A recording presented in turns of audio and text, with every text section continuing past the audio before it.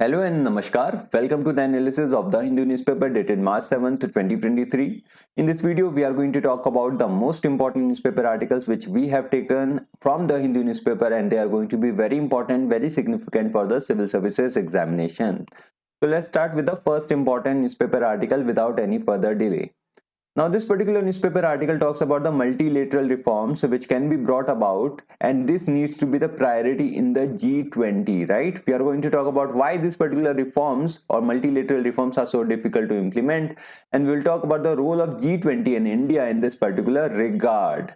Now, these kinds of newspaper articles are important for the GS paper too, that is important international organization. Let's first understand the context of it, and then we will talk about what are the difficulties in these particular reform. So while assuming the G20 presidency in December 2022, India stated that its agenda would be inclusive, ambitious, action-oriented and decisive, right?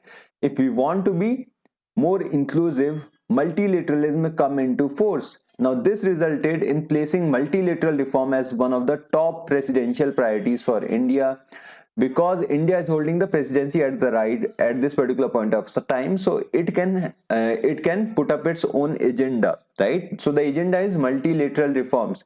So accordingly, the G20 idea bank, that is Think 20, also placed multilateral reforms as one of its own priorities. So what exactly are this multilateralism or multilateralism reforms, right? So what exactly is this multilateralism?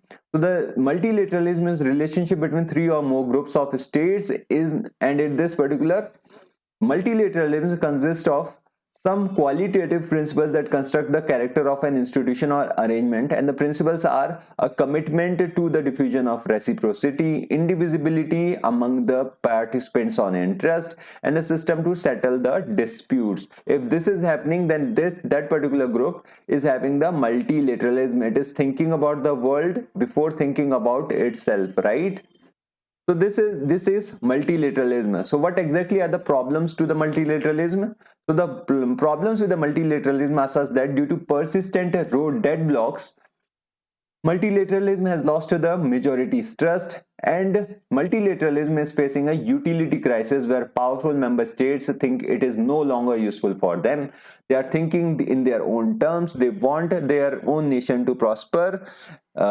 And they do not want any other nation to prosper. This is basically ultra nationalism that is happening on around the world. And moreover, increasing great power tensions, deglobalization, populist nationalism, the pandemic and climate emergencies added to this particular hardship. So these are the three problems associated with the multilateralism today. So now why exactly are the reforms or the multilateral reforms so difficult? First is that the multilateralism is deeply entrenched in the global power politics. Every country is playing its own power politics, and this leads to multilateralism, multilateral institutions are failing in this particular era. Now, the second difficulty or the problem is that the status quo powers see multilateral reforms as a zero-sum game. The powers like US, Europe, they do not want the power dynamics to shift to other countries which are emerging, and this basically gets up to us to a zero-sum game, and nobody is benefiting out of the multilateral relations. And the third difficulty is that multilateralism appears at the odds with the realities of the emerging multiplex global order. What is happening right now? The world is emerging as a multipolar and multi-centered, which poses a threat to the multilateralism, right? So what exactly can the G20 in India do in this regard? So currently, the multilateralism reform narrative lives only in the elite circles and some national capitals, particularly the emerging powers, and therefore G20 should focus first on setting proper narratives of the multilateral reforms. So if the narratives are right, then only the people will follow, right? Then only the countries will follow you, right? So you need to set the proper narratives of the multilateral reform, and the competing interests and the dominance of the powerful states are there to stay in the multilateral platforms. So their interest should be kept in mind, and at the same time we can push the agenda of other countries which need some kind of support, right? So multi-stakeholder approach can work in this particular regard. And to overcome the trust, legitimacy and utility crisis of the multilateralism, the world requires a model, and G20 can be one of it.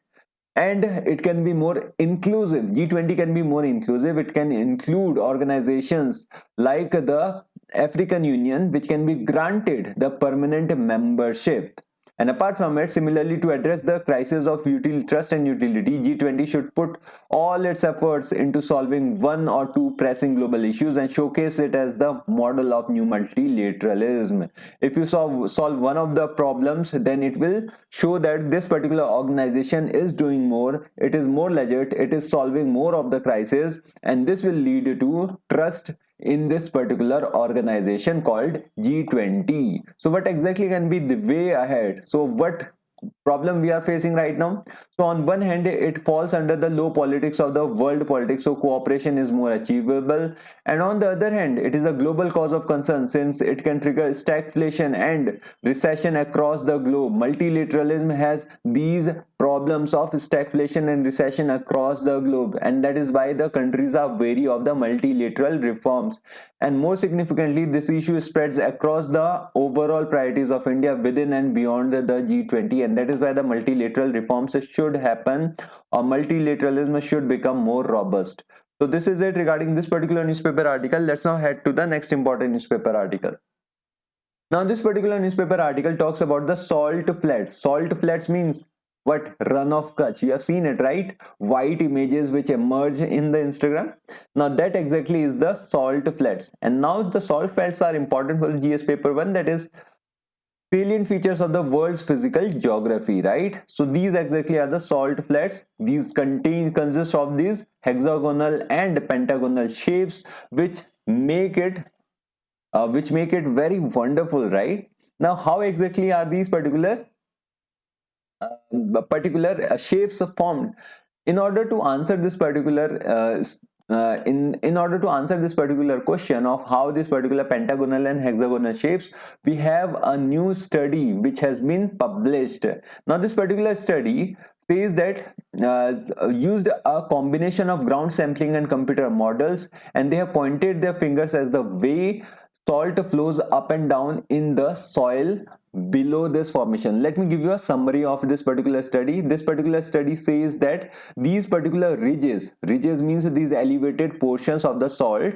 Now these are more in number. If you have a crack in the soil, then what is going to happen? The salt is going to get accumulated more, and this will lead to what is known as the hexagonal and the pentagonal shapes in these regions, right? So now these are the findings of the study in nutshell, or in brief. Let's not talk about what exactly are these salt flats. So a salt flat is a natural landscape in which a large area of flat land is covered by the salt, and some of the and perhaps the world's most well-known salt flat is the Salar de Uyuni in Bolivia. And why is it famous? It's famous because it consists of half of the planet's lithium reserves, and a salt flat forms from a natural water body whose recharge rate is lower than the evaporation rate. Whenever the recharge rate of water is going to be less than the evaporation rate, a salt flat is going to be formulated in areas where the water is saline, and over time all the water evaporates, leaving behind dissolved minerals, usually salts, and they reflect sunlight strongly and thus appear bright, and the underlying soil is highly saline even if the water table is shallow and the groundwater is too salty for the humans to drink. So these exactly are the salt flats. We have talked about the findings of this particular study. Let's now talk about the implications of this particular study. Now these particular salt flats are also responsible for some of the cyclones, right? How? These particular so the theory and the results matter because when the winds blow over the salt flats, they carry some of the salts with them as particulate matter. Now these particulate matters somehow reach the center of the cyclones, right? And when a salt bearing air mass reaches an inhabited area, the particles cause significant respiratory problems because these are particulate matter at the end of the day which are blown from the salt flats. Now, 1996 study characterized the salt flat of what was once Owens Lake in California, the single greatest source of particulate matter in North America. And to mitigate the deleterious effects of salt flats, experts have recommended covering them in a shallow layer of water so the salt is deposited on the surface more uniformly and less salt is carried away by the winds. In order to counter this problem of winds carrying this particular salt, it was suggested that you need to cover up it with the water bodies. Now, what kind of person would think that this is going to happen, right? It's not going to happen because the salt flats are so big, so large, runoff coach is so large. How can you cover it? So this is completely absurd. But the particulate matter that are formed with this particular regard, or this in this particular case, is also a cause of concern, right? So salt suspensions are also important group of aerosols, suspensions of the fine solids in air that reflect the sunlight, right? So we have also known for some time that the saline lakes around the world are shrinking, including due to agriculture. So more accurate climate models will need to better understand the sources of the salt, and new findings describe one such source, right? So this is it regarding this particular newspaper article. Let's now head to the next important newspaper article. Now this particular newspaper article addresses the problem of the olive ridley turtles, right? It talks about the olive ridley turtles. They have arrived in the beaches of Odisha, right? In particular the Ganjam district. Now this particular newspaper article is important for understanding what exactly are these olive ridley turtles which have been so in news in the past couple of years. Now this particular newspaper article becomes important for the GS paper 3, that is conservation, environmental pollution and degradation environmental impact assessment. Now nearly 6.37 lakh olive ridley turtles have arrived for mass nesting on the Rishikulya coast this year, setting a new record for the beach in Ganjam district of the Odisha, right? So what exactly are these olive ridley turtles? So the olive ridley turtles are the smallest and the most abundant of all sea turtles found in the world. These turtles are carnivorous and get their food from their olive colored carapace. If we talk about the protection status, then they come under the Schedule 1 of the Wildlife Protection Act of 1972, which means that you will be jailed for killing any of the olive ridley turtle. And it comes under the IUCN Red List of vulnerable category, and it comes under the Appendix 1 category of the CITES. So these are the protection status that olive ridley turtle gets. Now let's talk about the habitat. So basically they are found in the warm waters of the Pacific, Atlantic and the Indian Ocean. And in India, the Odisha's Gahirmatha Marine Sanctuary is known as the world's largest rookery, or the colony of breeding animals of the sea turtles. These are found in abundant number over here in the Gahirmatha Marine Sanctuary. So this exactly area is known as the Gahirmatha Marine Sanctuary. It gets some of the protection. For example, there is no trawling zone in this particular region. You cannot fish, and this helps the olive ridley turtle prosper in this particular region. Now they are best known for these olive ridley turtles are best known for their unique mass nesting called the Aribada, where thousands of females come together on the same beach to lay eggs. Now they lay their eggs over a period of 5 to 7 days in conical nest about 1.5 feet deep, which they dig with their hind flippers, right? So now these olive ridley turtles face a lot of threats because of the marine pollution and the waste. Human consumption also makes it a big problem because they are extensively poached for their meat, shell, leather and eggs.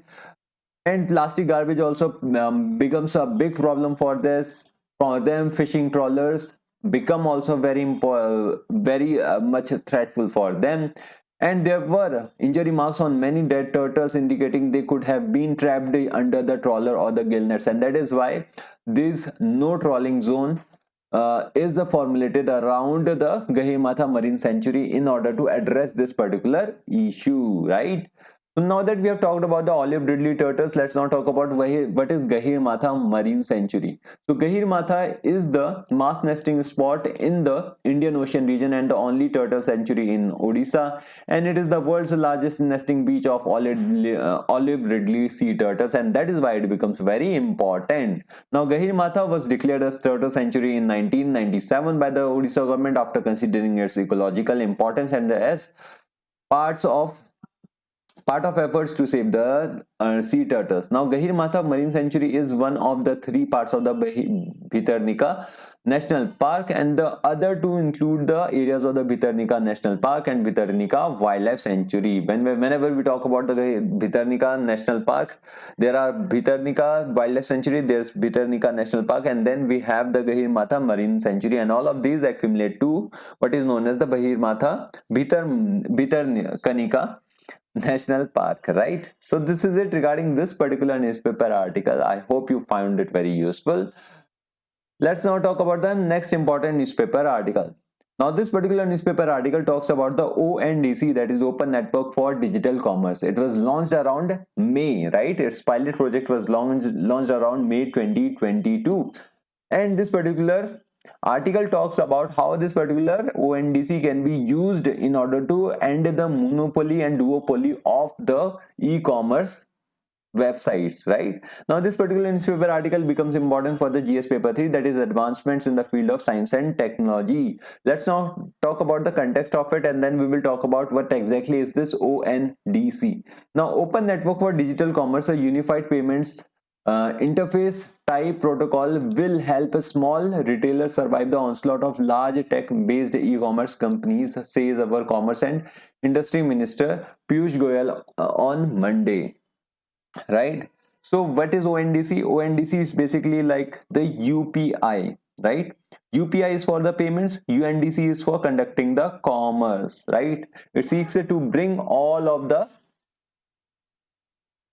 e-commerce websites under a single umbrella known as ONDC, right? So ONDC is an initiative of the Commerce Ministry to help small retailers expand their business and reduce the dominance of the e-com giants. What happens is that in the platforms, the big sellers or the big sellers get more priority in the e-commerce websites, and this leads to the problem for the small businesses. Now the small businesses can expand in the ONDC umbrella, and this particular ONDC offers small retailers an opportunity to provide their services and goods to buyers across the country through an e-commerce system where buyers will be able to purchase the products which are sold on any particular platform.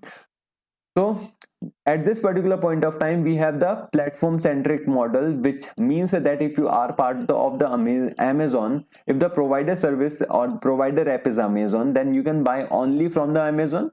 If you have the provider service called Flipkart, then you can only buy from the Flipkart. But with the coming up of the open network model, what will you be able to do?